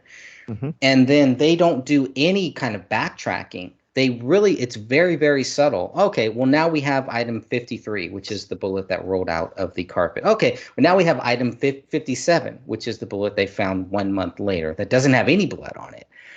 So they have all of these problems here when they had to have left that house with 6 casings. So how do they feel comfortable leaving the house, unless I'm getting this wrong, how do they feel comfortable leaving the house with 6 casings, 4 bullets, and that's cool? They got the case solved, right? Yeah. And that was one of the big things that stuck out to me. When this first, that doesn't include anything we found out later on. I mean, I got that's what I'm saying. I got 10 things here that really, really show, okay, for anyone that has any questions that says, well, maybe David is guilty. Well, I mean, there's some very simple things, some very simple facts that show that there's no way that he is guilty. They've never proved him guilty, and they never will be able to, period. Yeah, it's crazy when you, like I was saying, when you start digging into this case, I have more questions now, and I am very open to maybe he did this. I mean, I'm not, I'm never, I think all of you would say that if they can prove it and they can show you the evidence that David did this, I don't think anyone on this panel would just say would not say, okay, he did it. I I mean, used to think that way, but not Yeah. anymore. Not after reading the autopsy reports. really? Okay. It's dead solid. When it says marked autolysis, he was dead longer, and that's just how it is, and that is a fact. So after I saw that, and I know because I used to say what you're saying, but not anymore. Interesting. That so Yep. that really that written down in that the word marked is that important. That's a big thing. It's huge. In the medical field, when you write reports, you write very deliberately. It is not just an accidental word or something thrown in. That was written deliberately to express the extent of his decomposition. So they're letting you know he has marked or advanced or extremely noticeable autolysis. But when it comes to the other two, they only simply state autolysis. And that is huge. I can't tell you how big Wow, that is. enough to make you stay that you're certain now. I'm convinced now. There's nothing that can convince me otherwise. I mean, unless, the MEs could come out and prove that they lied on their autopsy reports. Oops, sorry, we lied. We didn't mean, it's too late. That was the nail in the coffin for me. Oh, that's big. That's big. And who Yeah. wants to tackle another part of the evidence that drove me crazy too, and my friend who works with guns for a living, is that when I explained to him that there was blood on the clip of David's gun, and that you can't explain that. I mean, Yeah, and that drives David's blood. David's blood. David's blood. It's missing everywhere, but his blood is on the magazine loaded inside of a gun. That doesn't happen. It's impossible because they state that there were no injuries that happened to his body prior to his death. Well, then explain to us how his blood got on the magazine loaded inside the gun. Like Dan just stated, for me, that was like the perfect wording. Sorry, Dan, I don't know if you want to say this now, but that makes it a slam dunk. The word marked autolysis is a complete slam dunk. Nothing can change my mind anymore. Wow. Yeah, and then Yeah. along with all the other evidence that we're talking about, or lack of evidence, even it's really a strange, and it's so hard to get into in just one show. I'm glad that Greg brought that up because you guys have been doing the information and bringing out information for 8 years on this, and so that's how much has went into this. So to try to get everybody up to speed, I'm trying to do my best to inform people about this case, because I really hope more people look into it. And on your guys' Facebook page, you have almost 4,000 people that believe David did not do this and are looking into it. So that says something. And what bothers me is the stuff they didn't test. I don't understand why well, there's two things. Another thing too is when I saw, Catherine, the video that you did that showed David's clothing, that really was a game changer for me. The way the blood was on his clothing, if they say he did what he did and he took his life, I can't see how the blood would end up in the pattern all down his front and then into his boxer shorts, where it's soaked through layers and layers of clothing all down the front of him. It doesn't make sense.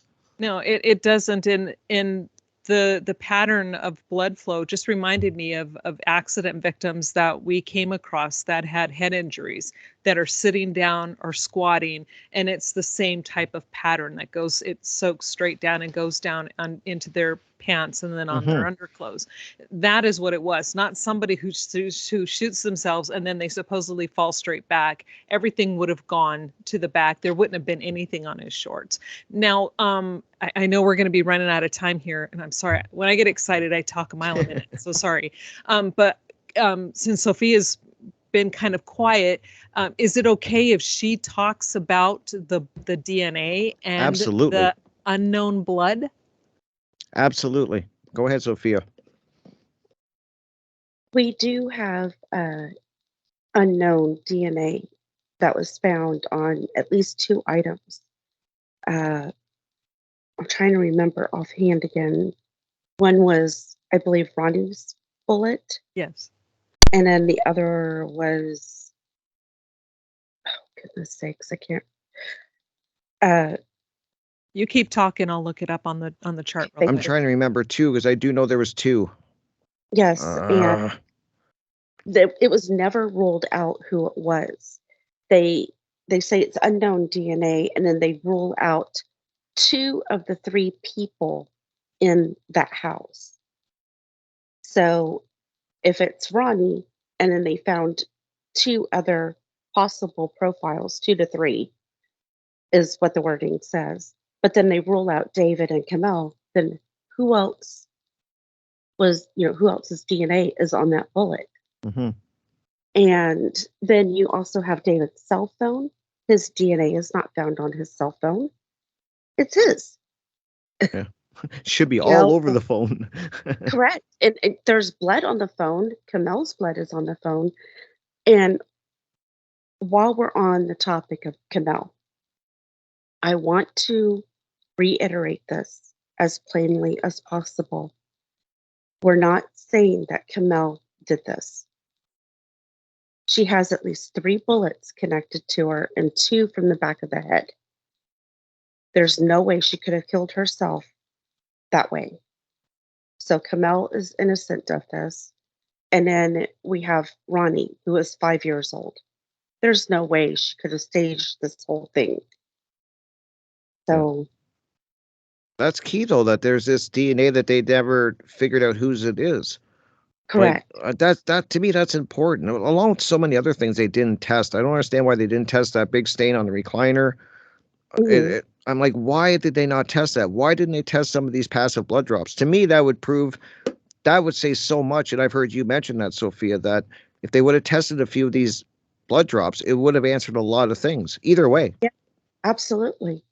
And as for the blood that's on the ground and on the walls, everything came back to Kamel. It's like, Gee. where's David's DNA? Where's Ranya's DNA? Yeah, and Everything came out. I pulled up the chart that I did, and on the notepad from the office, which is item 41-2, notepad from Mhm. office, mixture of 2 or more individuals. It includes Kamel, excludes David and Rania. Item number 53, which is the bullet that they supposedly tied to Rania, mixture of 2 or more individuals, matches Rania, excludes David and Kamel. So we have mixtures of DNA and blood, whatever it is, at this crime scene, and you have them excluding the other 2 people involved. Who's the third person? Who's the fourth person? Mhm. And Wow, then man. Go when ahead. they give percentages for the DNA, they rule out unrelated individuals, but they don't rule out related individuals. Correct. So, Interesting. Yeah, and I'm just thinking about what Catherine said about how things are worded and the words matter. They mhm. You do. know, and they're saying that it's unrelated, or related. I mean, that means something. So I mean, they didn't. Wow.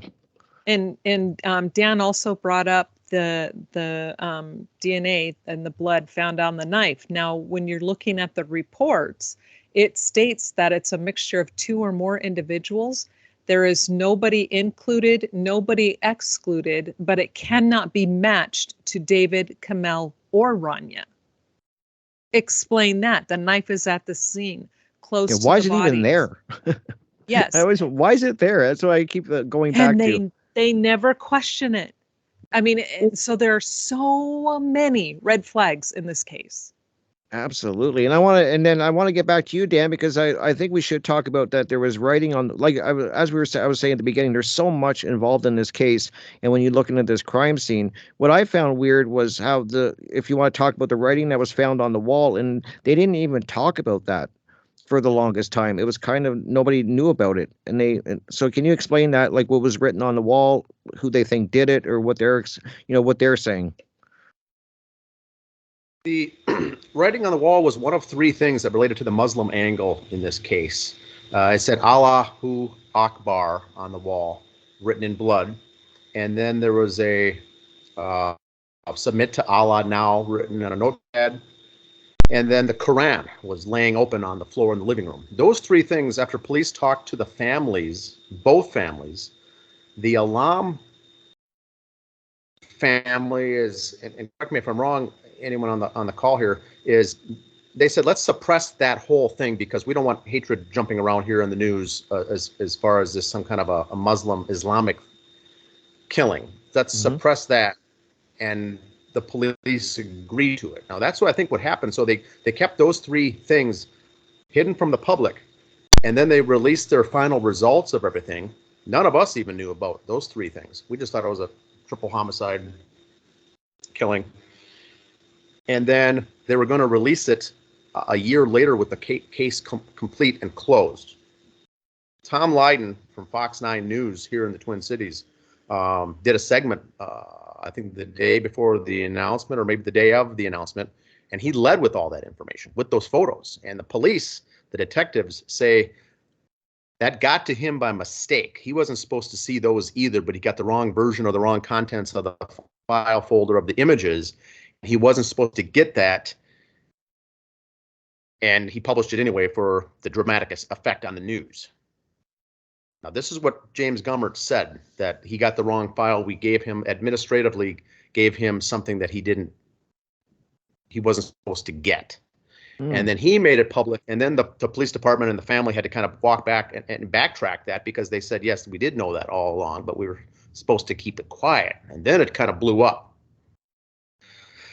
So that's what I heard about that. Now, you mentioned the blood on the wall. It was written in uppercase, so not cursive, block letters. It was identified to be Comel's blood. They did the test of that, but they also tested and they found that there was no fingerprints, no prints on the wall as far as identifying who did the writing. And so there's two schools of thought there. One is when you're writing it so fast, you're not going to be able to pick up fingerprints. And some say maybe if you use a latex glove or something and did it, it's not going to leave any marks. Well, the fact of the matter was there was no finger marks, no fingerprints, no latent prints to be able to pick up on that wall at all. So the question is, who wrote it? And if they wore gloves, why? If David did it, right, and he wore gloves, why would be the need to use gloves to hide it? And so the other thing was, how did they get much blood up there to get up and stand on the couch to write the letters? Was the blood in some bowl or a container or something that they did with the hands? Because it was a ways up there. You'd be going up and down if you're dipping into her body or pool of blood or something to get it. So it must have been in something to be able to write it. And there was no pool of blood in the entire house. And there's no pool of blood in the house. We don't know where they got the inventory of blood to be able to conduct the writing by standing on a sofa cushion to get way to the top of a 8-foot ceiling wall, I believe it was. So it was written in all block letters. They also don't do, like Kenneth Maines mentioned too on his report, is they don't do letter or handwriting analysis to see who would have written that. People's handwriting using a pen or a pencil is completely different if they're writing something on a wall or with, something different like painting. Mm-hmm. So you can't look at that. You can't study it. Well, we did the analysis of who would write in uppercase letters, and when we saw all the gifts that were from the Crowley family to Rania and David and Comel, the only one who writes like that, even some other documentation, was the brother, Dan Crowley's brother, David Crowley's brother, Dan Jr. writes, all he ever writes is uppercase. He doesn't use cursive. And so we thought maybe that would be the case. Now people said, oh, they poo-pooed that. How could he do it? He's the brother. Are you saying the brother killed the family? I said, well, I'm not saying it didn't happen, but he's the only one who writes in all uppercase. And it does appear to be written by a person who's left-handed, or a person who's left and right, or two people writing it, a left and a right-handed person. But some of those letters, from looking at it, looks to be like a left-handed person writes. I'm left-handed myself. I went through all the letters and confirmed that that would be how I would make letters in block lettering. Now, David Crowley was right-handed. Most of the people in the group are right. The only person left-handed in the group is David's brother Dan Jr. So it fits, at least. He writes like that. He's left-handed, and so on and so forth. So that could be, but they didn't do a test of anything like that. They didn't look. They didn't even think it was strange that there was no fingerprints. And I went back to even James Gummert on some of the conversations by saying the entry point of making a letter, you'd have a print potentially. We all know that when you're sliding down on an uppercase, lowercase, you're not going to have any prints. But maybe at the end of the letter when you lift off, might be a prints. You're telling me there was none? He said there's no prints anywhere on those letters. Well, I'm guessing it's from a latex glove. Well, he goes right away to say, well, we looked in the trash. We didn't see any latex gloves in the trash. Well, come on, Jim Gumbert. You think you'd put them in the trash? So this is where, go ahead, Catherine. This is where it gets just so ludicrous. I know I'm sitting there going, wait, those who can't see it, there's some who can see. I'm like, wait, you brought up a good point. They look in the trash, but in the trash is a piece of paper from a box of hair dye that holds the gloves so you can put them on your hand and do hair dye. Now the box wasn't in there, the hair dye wasn't in there. The only thing in there was the paper that holds the gloves that weren't there either. Yeah, that's so weird who got too. their hair dyed? Yeah, exactly. And then let's add some more and fuel where to are this. the gloves that accompany that package? Exactly. So that's the kind of things, Rick, that we're looking into, because it's so mind blowing. Yep. That it's endless when you start really diving into it, and that's why I really hope people will look into this themselves and start looking through the documents and going over the evidence, because then you're going to quickly see, once you start doing it yourself, is when the questions, I think, of anybody, if they're being honest, look at it, will have these questions. And then let's bring in something else. Whoever wants to tackle this one. This was another one that was big for me, was the fact of where the gun was found next to David, which to me is impossible where this gun was found. Whoever wants to tackle this one to explain to people that, the whole gun thing and where it was found. Sophia? I'm going to let you handle this one. What? I'm going to let you handle it. Oh, no. She does really good with this. Okay. Now, when you're reading the reports, you see some officers going, the gun is on, the right-hand side and all this other stuff, but it wasn't. And that's because they're facing him, their right hand. So they're assuming it's on. It's found on David's left-hand side. Now, mind you, imagine this 5'9" tall young man, arms stretched out. The gun is anywhere, depending on which report you read, a couple of inches to a foot away from the left hand. Mm-hmm. So David supposedly shot himself on the lower right side behind his right ear, shoots himself there. Okay, mind you, he's a military guy, so he's going to go back behind the ear. So he's going to shoot himself there. And the gun, instead of dropping straight down or remaining in his hand, it makes it almost like 2.5, 3 feet away across his body on the floor, facing the wrong direction. Is it facing up, Sophia? Yeah, the muzzle is pointing towards the recliner. Yeah. David's head is in that position too, but it is pointing towards the recliner. Wow. So, Yeah, and people that see that actual visual, it really raises a lot of questions. Yeah, and the fact that his right hand is missing was another one. I was like, when you start diving into it, I'm just like, what is going on here? It's really crazy when you start really breaking through, you got to dig into the evidence and then you're going to see what we're talking about. It doesn't make sense. he also shot with both hands. All the photos that I've ever seen, he's got his right hand on the trigger and around the handle of the gun, and his left hand is bracing his right hand. So if he would have died shooting himself like that, that gun should have been in his right hand or on his right side. But they're saying that he shot himself in the back, or sorry, let me use my right hand, right? So it's like this, and then the gun flies magically over here and then lands next to his left side. That's what we're supposed to believe. Paleo took it over there and dropped it perfectly right But there. they don't have Paleo's DNA. We never found his DNA on the gun, as far as we know. Yeah, he gets blamed for everything.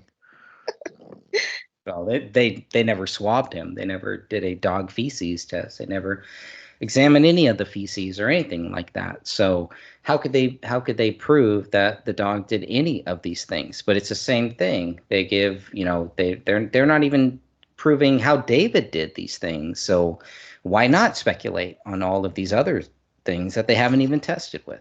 That's a good point, Ray, that you brought up the word speculate, because I remember you, Catherine, talking about this in one of your videos, that it's kind of smart what the police did, because they kind of leave it really open.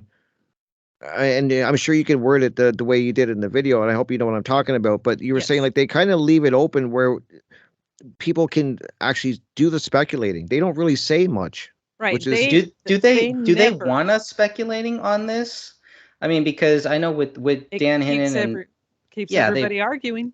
They had kept saying, well, we want to create all this so that there is no speculation. But everything that they have done since day one seems to have been to create more speculation. Whether they did that on purpose or they didn't, we could talk about that at a later time. Yeah, well, no, that's nowhere in the reports do you see where they say item 57 was the bullet that killed David. Item 53 was the one that killed Rania. Nowhere will you see it anywhere. Yet, what everyone else has done is filled in the blanks for them. So it's actually quite genius if you think about it. And so, I mean, I'm guilty of it too. I, right away going, well, 57, the one that killed David because it has his DNA. No, it's not. Yes, it has his DNA, but there is nothing that proves that those items were the two items. 53, there's no proof that it killed Rania. 57, well, we know it didn't kill David. But yet, look at the arguments. Look how many times that discussion has been made, and we jump to the conclusion. It's just natural. We're going to jump to it. It has the DNA, so then it must be his. No, that's... Well, I think good people want to give them the benefit of the doubt and say, okay, this is what you say. Okay, we're going to go with that. We're still going to question it, but we're going to start there. And that's been the biggest thing. It's like the more documents, the more stuff that we find that comes out that is public data, the more that it shows David did not do this. Now, we were told that the more evidence, all of this stuff that we have not seen, I was told by a guy named Sean Wright and a couple other people, well, you guys haven't seen what proves David did this. And all of the documents that they were talking about, once we got those documents, it actually showed more reasons why we were right. It showed the complete opposite. Now I understand why they did not want to show us that, but these are people that have lied to us from day one. These are not honest people. These are people, for whatever reason, are hiding things, are lying, openly lying about things. Now, whether they were told, false things, then that's something they have to really look at, and they need to go back and re-examine whatever their thoughts were. But the fact is, all of the people that contacted Dan Hennen, contacted Catherine, contacted me, probably Sophia, you too, and probably many other people that are going to listen to this and actually watch this. The people that contacted us saying, you guys got it wrong. You need to stop talking about this. We know what the evidence was. We were David's closest friends. We were like blood brothers, et cetera, et cetera. I was his actual Rolodex. All of those people, everything that they came back and told us, it all turned out to be wrong. Everything that they said, well, if you haven't seen these photos, you haven't seen these actual documents. And when we got those documents, we got those photos, we got all of that stuff. And all it did was show us why we are right and they are wrong. And why lie? If this is a simple murder or double murder suicide, why lie? Good question. Good. I just think that if it was the evidence would be so clear if it happened the way they say it did, there wouldn't be all of this. There just wouldn't. There just wouldn't be. There's so many, and as I was saying earlier, I hear from people all the time. You just look at the evidence, and then you're gonna understand that this is what happened. And I'm like, I'm sorry, I got more questions now than I ever had by looking at the evidence and looking at these photos. There's things that just don't make sense in this case. Very, very, very interesting, I really thank you guys for you made 8 years is a long time to look into this case and to really you guys have really went over everything. I mean, and you still are. You're still trying to find anything that is going to help to get this case opened and looked at again. Like, what is the status on that, or can you say, or is anything moving forward with this, guys? Well, I I think have, everything is always moving forward. Just as long as we help to keep this case going forward, because there are so many cases that drop down the memory hole, and then Mm-hmm. all of a sudden, well, they moved on to this other case. Nothing wrong with moving on to other cases, right? You don't just want to get stuck on just one case. Right. But at the same time, there's so many different things with this case that this just seems like, this is they always want to bury these cases. And what we're doing here is uncovering. This is buried truth stuff here, right? They try to bury this truth about all of these different things. And just like many other cases, too, that never get credit, there's probably many people out there covering other cases and are like, man, I wish I could get some type of traction for the case that I really think is true. Keep making videos, keep doing things. You can do something to keep this case going. Do not give up and do not stop, even if your videos never get any views, even if nobody sees it, nobody watches it. If you believe that it is true, do not let anybody stop you. Stay on top of it. At some point, the truth will come out. Absolutely. Great. And I'm looking at Sorry, the Sophia. time. I'm sorry, Sophia. Yeah, go ahead, Sophia. I'm looking at the time and it's flew by again. But is there anything you want to add in, Sophia? yes. One of the things that the city attorney said was that we needed to hire an attorney. And so I have picked a couple of them, attorneys in Minnesota, and I have sent out emails to them, and I'm just waiting for a response. This is Wow. just recent, so I'm not expecting anything like back the next day.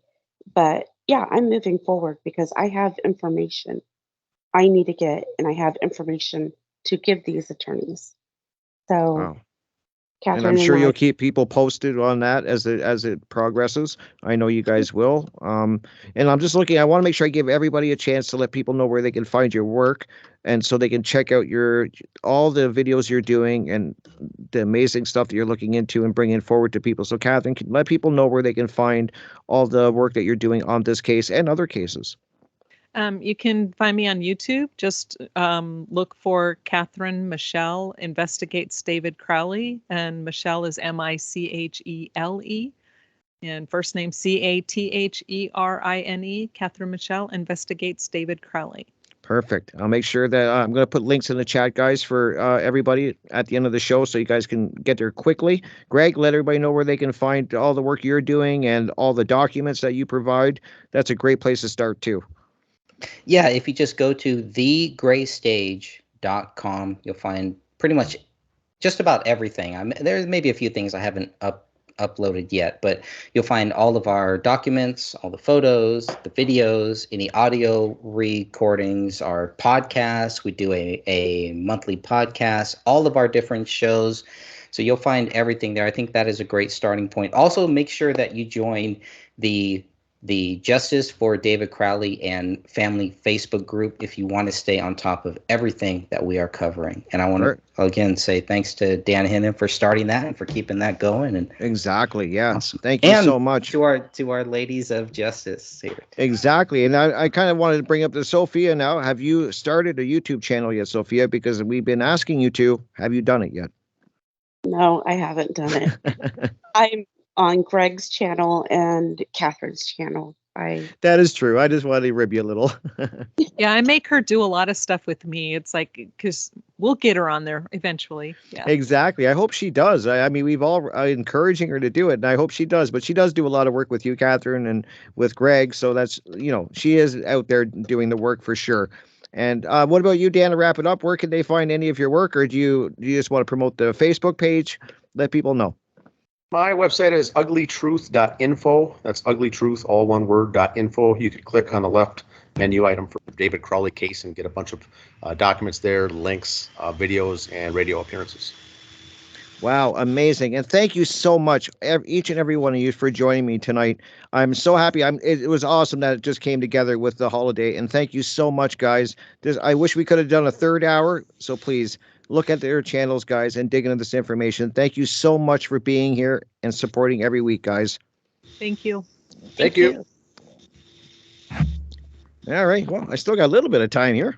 I got like 30 seconds, guys. So please, check out all the information, guys. Like I said, it's so important that this case stays open and stays active. So thank you so much, guys. Have a great night and stay safe. I'll see you next week.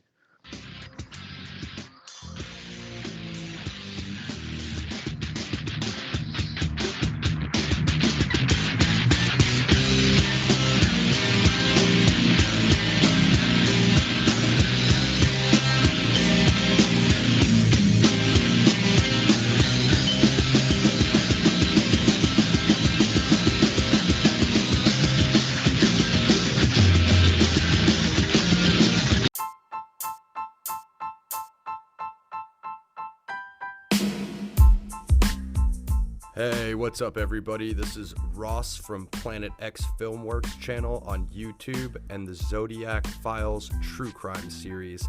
Check it out, and shout out to Greg and the Gray Stage channel. Their content is amazing.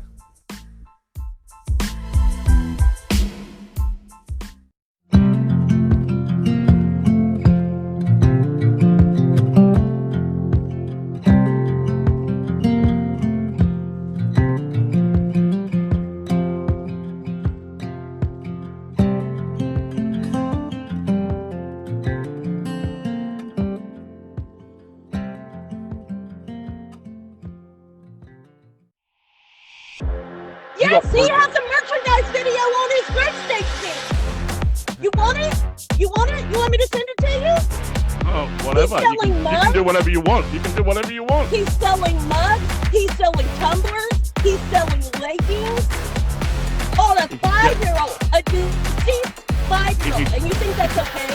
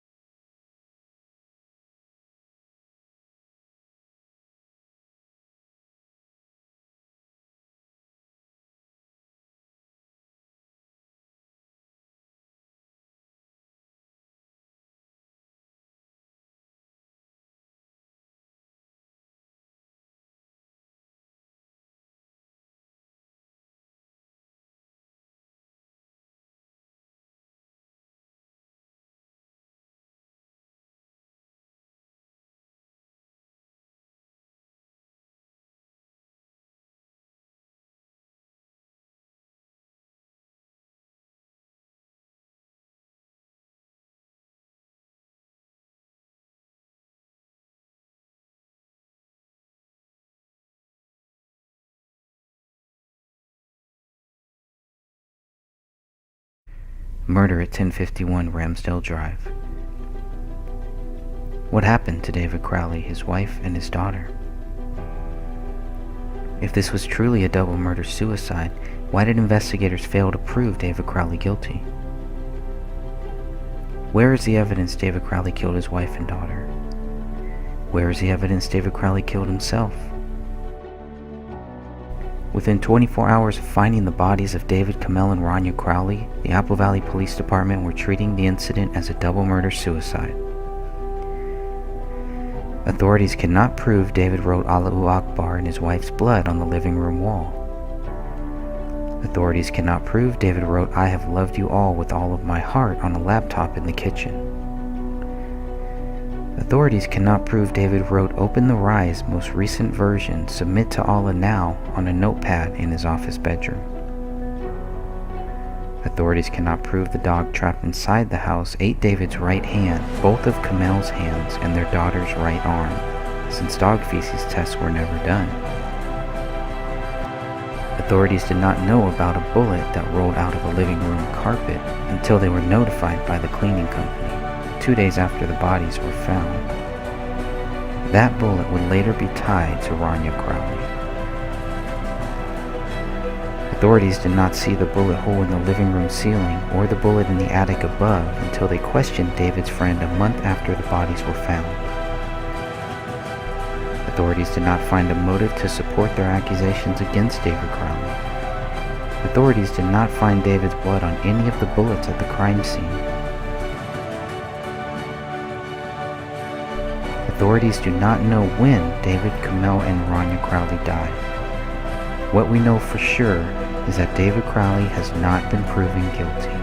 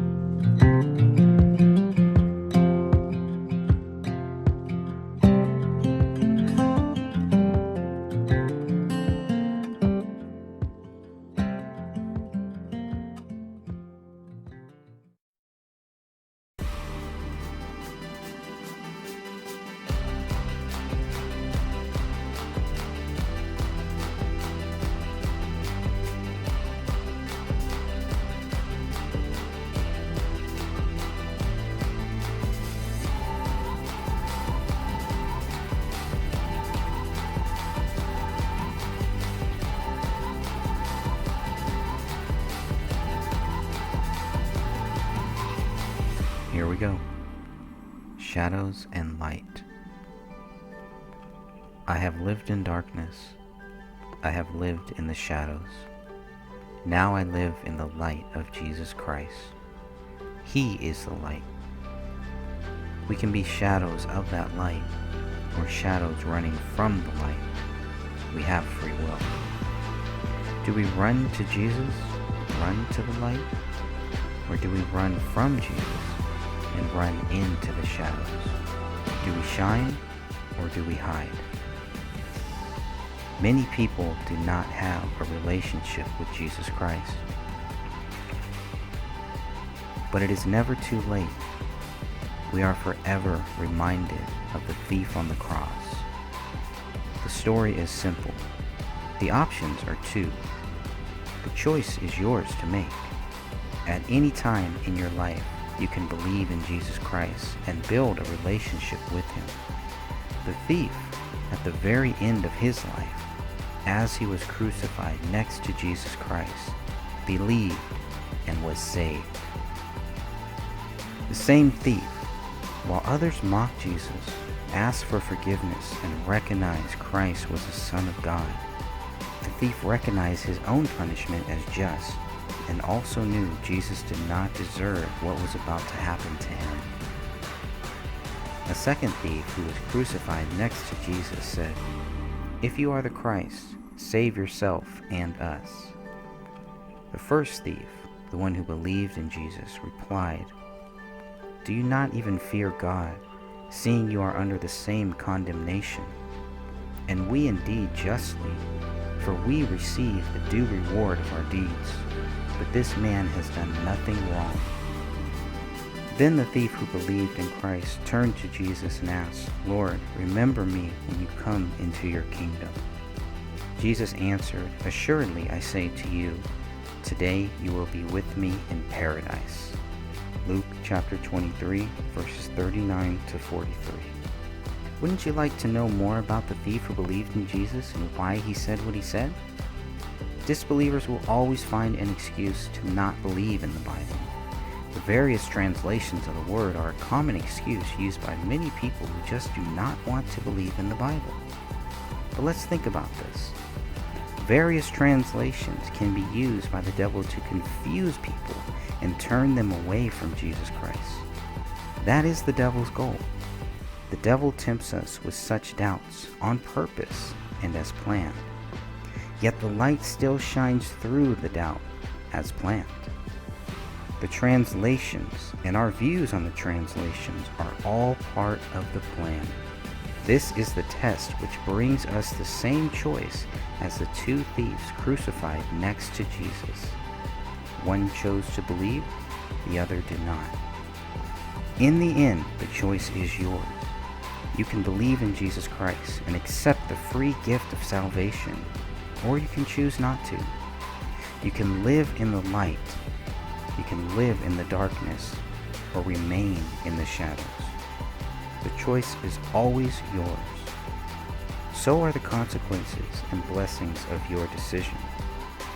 With Jesus Christ, you are truly alive. Without Jesus Christ, you are truly dead.